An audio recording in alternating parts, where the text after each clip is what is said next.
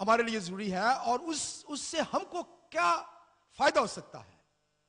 آج یہی بات جو ہے خداوند کے کلام میں ہم سیکھیں گے کہ مسیحوں کو مسیح کے جی اٹھنے سے کیا فائدہ ہے اور اس کا جی اٹھنا ہے کیا. میرے ساتھ مل کر دیکھیں پہلا کرنتھیوں اس کا 15 باب اور اس کی پہلی آیت سے تیسری آیت تک پڑھیں گے جی. پہلا کرنتھیوں 15 باب 1 سے لے کے 3 آیت تک پڑھیں جی. اب اے بھائیو، میں تمہیں وہی خوشخبری جتائے دیتا ہوں جو پہلے دے چکا ہوں، جسے تم نے قبول بھی کر لیا تھا اور جس پر قائم بھی ہو. اسی کے وسیلہ سے تم کو نجات بھی ملتی ہے، بشرطے کہ وہ خوشخبری جو میں نے تمہیں دی تھی یاد رکھتے ہو، ورنہ تمہارا ایمان لانا بے فائدہ ہوا. چنانچہ میں نے سب سے پہلے تم کو وہی بات پہنچا دی جو مجھے پہنچی تھی، کہ مسیح کتاب مقدس کے مطابق ہمارے گناہوں کے لیے ہوا اور دفن ہوا اور تیسرے دن کتاب مقدس کے مطابق جی اٹھا. بس جی، پریز گاڈ. خدا کے مقدس کلام کے پڑھے سنے جانے پر اس کی برکت ہو. یہاں پہ اپنے رسول کہتا ہے کہ وہ خوشخبری جو میں نے تمہیں دی تھی، ہم جسے کہتے ہیں گوسپل، خوشخبری. گوسپل ہے کیا؟ خوشخبری ہے کیا؟ یہاں پہ پولس رسول جو ہے وہ بتاتا ہے کہ خوشخبری کیا ہے، گوسپل کیا ہے، کہ خداوند یسوع مسیح جو ہے وہ ہمارے گناہوں کے لیے مر گیا اور پھر کتاب مقدس کے مطابق، خداوند کے کلام کے مطابق جو ہے وہ تیسرے دن مردوں میں سے جی اٹھا.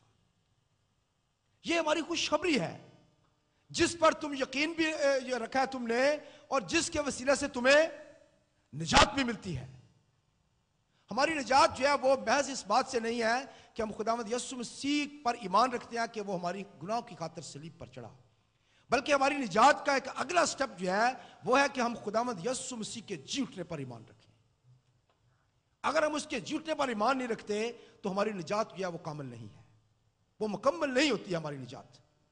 رومیو کے خط اس کے 10 باب کی اگر آپ پڑھیں 9 آیت سے تو آپ کو پتا چلے گا کہ ہماری نجات جو ہے اس میں خداوند یسوع مسیح کے جی اٹھنا جو ہے وہ کتنا اہم ہے. پڑھیں جی.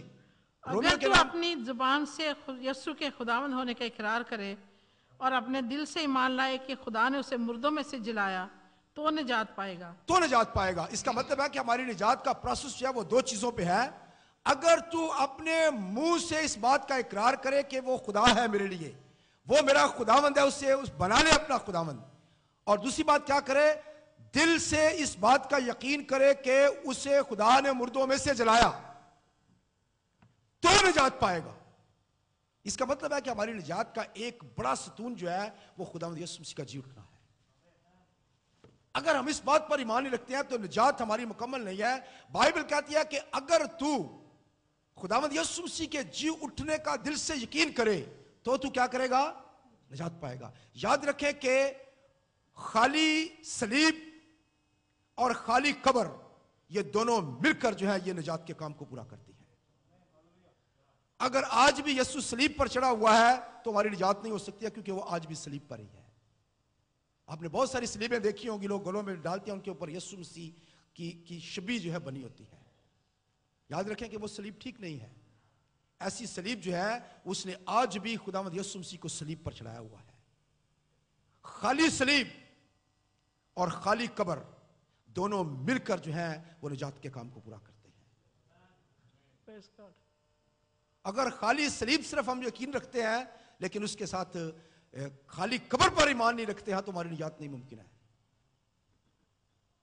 اب ہماری یہ مسیح خداوند کا جی اٹھنا کیوں ہمارے ایمان کا ایک بڑا حصہ جو ہے بنایا گیا ہے، کیوں ہماری نجات جو ہے وہ اس بات پہ ہے، یہ بات آج ہم خداوند کے کلام میں سے سیکھنا چاہتے ہیں. اور اگر ہم آگے جا کر دیکھیں تو پہلا کرنتھیوں اس کے 15 باب میں آگے جا کر اس کی 12ویں آیت میں ہم دیکھتے ہیں، پس جب مسیح کی یہ منادی کی جاتی ہے کہ وہ مردوں میں سے جی اٹھا تو تم میں سے بعض کس طرح کہتے ہیں کہ مردوں کی قیامت ہے ہی نہیں. اگر مردوں کی قیامت نہیں تو مسیح بھی نہیں جی اٹھا، اور اگر مسیح نہیں جی اٹھا تو ہماری منادی بھی بے فائدہ ہے اور تمہارا ایمان بھی بے فائدہ. اس کا مطلب ہے کہ ہمارے ایمان کی بنیاد ہی نہیں ہے کوئی. کیونکہ اس وقت بعض لوگ یہ کہتے تھے کہ مردوں کی قیامت نہیں ہوگی، مردے جی نہیں اٹھیں گے. تو اگر مردے نہیں جی اٹھیں گے تو پھر مسیح بھی نہیں جی اٹھا، اور اگر وہ مسیح جی نہیں اٹھا تو پھر ہمارا اس پر ایمان لانا بھی بیکار ہے، کیونکہ اس کا جی اٹھنا جو ہے وہی تو ہمارے لیے سب کچھ ہے. اگر ہم اس پر ایمان نہیں رکھتے ہیں تو ہمارا ایمان لانا جو ہے وہ بے فائدہ ہے، اور ہماری منادی بھی بے فائدہ ہے. ہم پھر جو کچھ بھی منادی کر رہے ہیں اس کا کچھ فائدہ نہیں ہے. بلکہ 15ویں آیت میں لکھا ہے بلکہ ہم خدا کے جھوٹے گواہ ٹھہرے، کیونکہ ہم نے خدا کی بابت یہ گواہی دی کہ اس نے مسیح کو جلا دیا، حالانکہ نہیں جلایا، اگر بالفرض مردے نہیں جی اٹھتے. اور اگر مردے نہیں جی اٹھتے تو مسیح بھی نہیں جی اٹھا، اور اگر مسیح نہیں جی اٹھا تو تمہارا ایمان بے فائدہ ہے، تم اب تک اپنے گناہوں میں گرفتار ہو. کتنی زیادہ ضروری بات ہے کہ مسیح خداوند کے جی اٹھنے کا جو ایمان ہے وہ ہماری نجات کے ساتھ اس کا تعلق ہے، اس کا ہمارے گناہوں کی معافی کے ساتھ تعلق ہے. صلیب جو ہے خداوند یسوع مسیح نے ہمارے لیے وہاں پہ نجات کا کام مکمل کر دیا، لیکن اس سے اگلا سٹیپ جو ہے اس کا جی اٹھنا جو ہے یہ ہماری راستی کو قائم کرتا ہے. یہ خدا کو اس بات پہ مجبور کرتا ہے کہ جو کوئی خداوند یسوع مسیح پر ایمان لے کر آتا ہے اس کو وہ راست ٹھہرائے. اور یہاں پہ ہم دیکھتے ہیں کہ اگر ہم اس بات پر ایمان رکھتے ہیں تو ہماری منادی کرنا بے فائدہ ہے، ہمارا ایمان لینا بے فائدہ ہے. بلکہ لکھا ہے کہ تم اب تک اپنے گناہوں میں گرفتار ہو، بلکہ جو مسیح میں سو گئے وہ بھی ہلاک ہوئے. اگر ہم صرف اسی زندگی میں مسیح میں امید رکھتے ہیں تو سب آدمیوں سے زیادہ بدنصیب ہیں. یاد رکھیں کہ مسیح خداوند پر اسی زندگی میں امید رکھنا اور اسی زندگی میں کہنا جی ہم خداوند یسوع مسیح پر ایمان لیا ہے، اب ہماری زندگی بڑی اچھی یہاں پہ گزرے گی، ہر چیز ملے گی، ہمیں روپیہ پیسہ ملے گا، یہ ملے گا وہ ملے گا. یہ ہماری ایک دنیاوی ضرورت ہم اپنی پوری کرنے کے لیے مسیح پر ایمان لے کر آتے ہیں. ایک ایماندار جو ہے اس کی نظریں مسیح خداوند پر ایمان رکھنے کے بعد اس دنیا کے اوپر نہیں ہے بلکہ آنے والے زمانے کے اوپر ہے. اب یہاں پہ خداوند آپ کو یاد ہوگا کہ جمعے کے دن میں بہت سارے لوگوں نے مجھے ایک سوال کیا کہ جی جمعے کو آخری کلمہ جو تھا وہ اس کا تو آپ نے بتایا ہی نہیں ہے. اور بات بالکل صحیح ہے، میں نے نہیں بتایا. جمعے کو جو آخری کلمہ تھا وہ میں نے اس کے بارے میں نہیں تھا، اس کلمے کا تعلق جو ہے وہ آج کی میٹنگ کے ساتھ ہے. اور پچھلے جمعے کو ہم نے بائبل اسٹڈی کی تھی 7 صلیبی کلمات کے بارے میں، اور میں نے اس میں تفصیل کے ساتھ بتایا تھا کہ ضروری بات تھی کہ خداوند یسوع مسیح جو ہے وہ آدم کے اور اس کی نسل کے گناہ کے لیے وہ ایک آدم کے طور پر جو ہے وہ مرتا.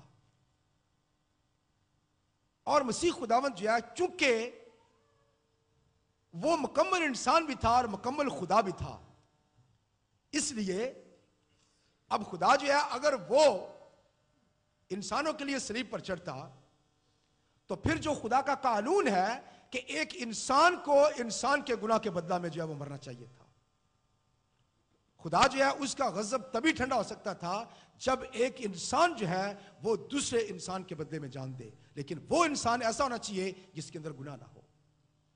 اب خداوند یسوع مسیح جو ہے وہ کیونکہ مکمل انسان تھے، مکمل خدا تھے، اگر وہ خدا کے طور پر مرتے تو انسان کی پھر بھی نجات نہیں ہو سکتی تھی، کیونکہ اس طرح سے آدم کی نسل میں سے وہ انسان تو تھا لیکن وہ آدم نہ تھا. اب یہاں پہ خدا کی حکمت اور خدا کے عجیب کام کو ہم اس چیز میں دیکھ سکتے ہیں کہ خدا نے خداوند یسوع مسیح کو جو ہے اس نے اس طریقے سے بنایا کہ اس کے اندر آدم اور آدم کی نسل کا گناہ نہیں تھا، بلکہ وہ خدا باپ کی طرف سے جو ہے پاک روح کے وسیلہ سے جو ہے وہ مریم کے بطن میں ڈالا گیا، اور اس طرح سے وہ انسانی نسل میں سے تھا اور اس کے بعد کیا تھا وہ بے گناہ بھی تھا. اور ہم نے پچھلی دفعہ یہ سیکھا تھا کہ جب خداوند یسوع مسیح صلیب پر تھے تو انہوں نے ایک آدم کے طور پر مرنا تھا. ضروری بات تھی کہ خدا کی الوہیت جو تھی، اس کی ڈیوینٹی جو تھی وہ ان سے علیحدہ ہو جاتی، اور اس کے بعد مسیح خداوند جو ہے وہ ایک انسان کے طور پر جو ہے وہ صلیب پر جو ہے وہ مرتے. وہاں پہ خدا جو ہے اس کی الوہیت جو تھی، خدا کا جو مسیح کے اندر پارٹ تھا، جو اس کا حصہ تھا، وہ علیحدہ ہو گیا، اور مسیح خداوند صرف ایک انسان کے طور پر صلیب پر تھے. اور اسی لیے خداوند یسوع مسیح نے وعدے کی جگہ پر انہوں نے کہا ہے اے میرے خدا، اے میرے خدا. انہوں نے یہ نہیں کہا کہ اے میرے باپ. ہر جگہ پہ وہ کہتے تھے اے باپ، جو کچھ مجھے باپ کہتا ہے میں وہ کرتا ہوں، میں باپ کے پاس واپس جاتا ہوں، میں باپ میں سے نکلا ہوں، باپ نے مجھے بھیجا ہے. لیکن ایک واحد جگہ جہاں پہ مسیح خدا نے کہا ہے اے میرے خدا، اے میرے خدا، ایک انسان کے طور پر انہوں نے کہا اے میرے خدا، اے میرے خدا، تو نے مجھے کیوں چھوڑ دیا ہے. اور اس کے بعد خداوند یسوع مسیح نے پاتال میں جا کر